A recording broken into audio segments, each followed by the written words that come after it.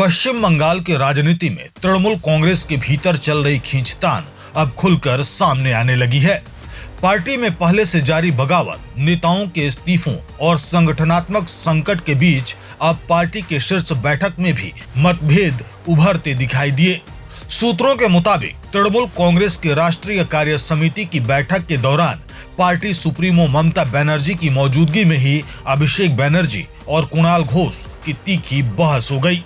बताया जा रहा है कि विवाद की जड़ अभिषेक बनर्जी के करीबी सहयोगी सुमित रॉय को लेकर दिए गए बयान थे।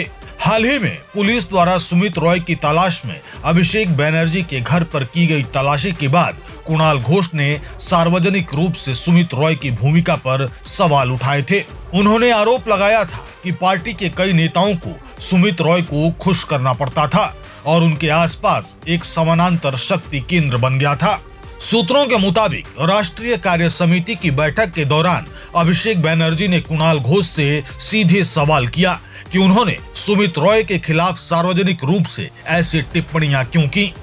इस पर कुणाल घोष ने जवाब दिया कि सुमित रॉय पार्टी के पदाधिकारी नहीं है, इसलिए उन्हें बचाने का कोई कारण नहीं है।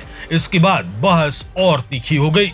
बैठक में मौजूद सूत्रों का दावा है कि अभिषेक बनर्जी ने यह भी आरोप लगाया कि कुणाल घोष ने उनके खिलाफ भी नकारात्मक टिप्पणियां की।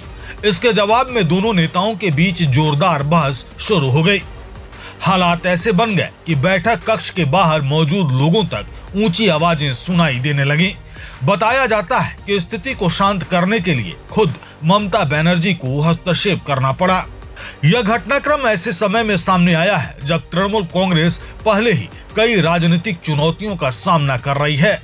विधानसभा चुनाव के बाद पार्टी के कई विधायक और सांसद नेतृत्व को लेकर असंतोष जता चुके हैं।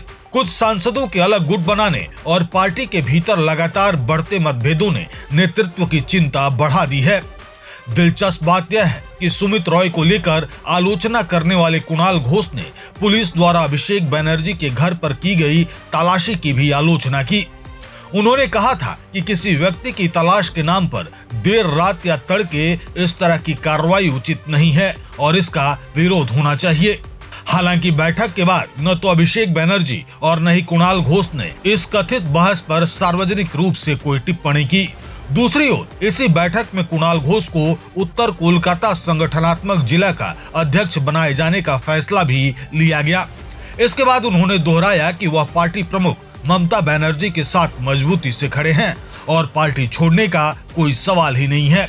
राजनीतिक विश्लेषकों का मानना है कि यह घटनाक्रम तृणमूल कांग्रेस के भीतर चल रहे शक्ति संतुलन और नेतृत्व को लेकर बढ़ती बेचैनी का संकेत हो सकता है। ऐसे समय में जब पार्टी लगातार राजनीतिक दबाव और अंदरूनी असंतोष से जूझ रही है, शीर्ष नेताओं के बीच सामने आए मतभेद आने वाले दिनों में बंगाल के राजनीति को और गरमा सकते हैं।